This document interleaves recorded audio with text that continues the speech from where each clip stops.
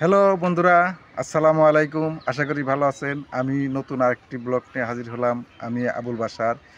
আমার ঢাকা জেলায় বসতবাড়ি, ধামরাই থানা, আমতা ইউনিয়ন। আমি নতুন একটি ভিডিও নিয়ে হাজির হলাম, সেটা হলো কেঁচু সার। আমি বিভিন্ন ফল ফলান্তি গাছ ফলাই, সবজি ফলাই রাসায়নিক সার দিয়ে। রাসায়নিক সার ভালো ফল পাই না। ডাইনে বাই দেখি, ইউটিউবে দেখি যে কিছু সার দিয়ে যারা সবজি বানাইছে অনেক উন্নত হয়েছে। এই জন্য আমি ইউটিউব দেখে আমাদের ধামরাই উপজেলার কৃষি অফিসে যাই। কৃষি অফিসের যে রাকিব ভাই, ব্লক সুপারভাইজার, তার কাছে আমি সম্পূর্ণ কথা বলি। সে আমাকে পরামর্শ দেয় এইভাবে এইভাবে করুন। তাই আজ থেকে আমি শুরু করলাম। আজকে প্রথম এই দেখুন আমি কি করতেছি। প্রথমে হইলো এখানে কলা গাছ কুচি কুচি করে দিছি, তারপরে গোবর দিলাম। আমি প্রথম 5টা রিং দিয়ে শুরু করছি। আমি এক জায়গা থেকে গোবর আনছি। গোবর আমার গরু নাই, আমি অন্য জায়গা থেকে আনছি। আমি এখানে গোবর দিয়েছি, এই দেখুন। এখন আমি এই গোবরগুলি আস্তে আস্তে নেড়ে ছেড়ে দিব। দেখুন আমি যেভাবে ইউটিউবে দেখছি আর ব্লগ সুপারভাইজার রকিব ভাই যেভাবে আমাকে বলছে, আমি সেভাবে কাজগুলি করতেছি। এই যে প্রথমে কলা গাছ কেটে দিছি, পরে এই যে এই গোবরগুলি দিচ্ছি। এগুলি হলো ঝরঝরা করে দিতে হবে। আমি এটা অস্ত্রটা কিনেছি, অস্ত্রটা কত সুন্দর। এই অস্ত্র দিয়ে এইভাবে আমি গোবরগুলি ঘেটে দিব। এই গোবরের পরে আবার কচুরি পানা দিব, পানা কেটে দেবো। কদিন এগুলি একটু ঝরঝরা হোক, শুকায়, এবং তো নতুন গোবর। তবে এইটুকু দেখছি যে এগুলো হলো শুকাইতে হবে, গন্ধমুক্ত করতে হবে। এখন এগুলো দিয়ে গন্ধ বেরোতেছে, যেহেতু নতুন গোবর। এগুলি নতুন গোবর, এগুলি এইভাবে মিলে দিতে হবে, নেড়ে ছেড়ে দিতে হবে কয়েকবার। এরকম 15 থেকে 20 দিন রাখতে হবে। 15-20 দিন রাখলে গন্ধমুক্ত হবে। গন্ধমুক্ত হলে আমি এখানে দিতে পারবো কিছু। আমি নতুন অবস্থায় আজকে এই প্রথম শুরু করলাম, দেখি কি হয়। তবে যদি আমি এখানে ভালো ফল পাই আশা করি, তাহলে বাণিজ্যিকভাবে করবো ইনশাল্লাহ। এটাও আমার চিন্তাধারা আছে। এখন আমি নতুন অবস্থায় আজকেই শুরু করলাম। রিংগুলি আমি নিজেই বসাইছি, আমি রিংগুলি কিনে আনছি। প্রতিটা রিং 400 টাকা করে নিচ্ছে।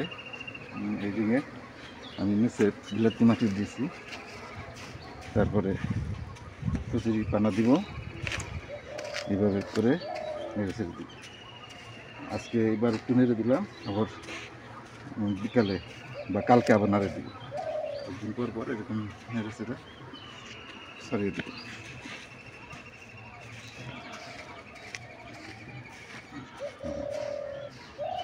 ঝরঝরা হলেই আবার আপনার একটা ভিডিও বানাবো, কিছু যখন ছাড়বো তখন আপনাদেরকে এই ভিডিও বানাবো।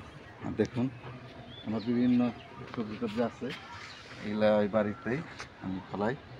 চারিদিকে গাছ গাছ আছে, দেখুন। আমি সব গাছে এই সার দিই, রাসায়নিক সার, তাতে গাছের ক্ষতি হয় বেশি, ফল পাওয়া যায় না। আল্লাহ এই জন্য বলছি যে কেঁচু সার অনেক ভালো। আমি দেখতে পাচ্ছি যে আরও আছে না, তারা এই যে দেখাই, দেখুন এখানে আছে অ্যালোভেরা, অ্যালোভেরা গাছ। এই যে এখানে একটা লাউ গাছ আছে, অ্যালোভেরা আছে। এই যে দেখুন, এটা হলো এই যে আপনার খেজুর গাছ, সৌদির খেজুর, এবং 5টা খেজুর আমি বুনেছি, সব কিছু সৌদির। কেমন হচ্ছে দেখুন।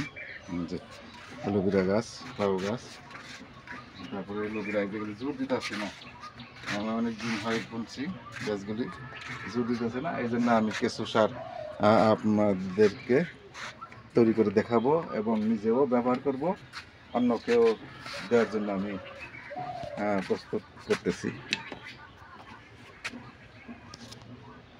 এখানে একটা মরিচ গাছ আছে, দেখতে পাচ্ছেন। এটা তেঁতুল গাছ, তেঁতুল গাছ। আর এলো যে খেজুর গাছ, এটা হলো সৌদির খেজুর। দেখুন এইভাবে আমি প্রত্যেকটা গাছে আমি এখন থেকে কিছু সার বা জৈব সার বা ভার্মি কম্পোস্ট সার এগুলি ব্যবহার করব। এই একটা মরিচ গাছ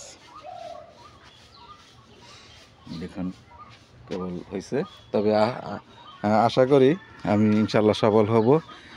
দেখেন আমার এই যে এখানেও গাছগাছালি, প্রত্যেক জায়গায় গাছগাছালি। এই যে একটি মানি, এগুলি সারের অভাবে জোরদার হচ্ছে না। আশা করি আমি সফল হব ইনশাল্লাহ। দোয়া করবেন। আসসালামু আলাইকুম রহমতুল্লাহ ওয়া বারাকাতুহু।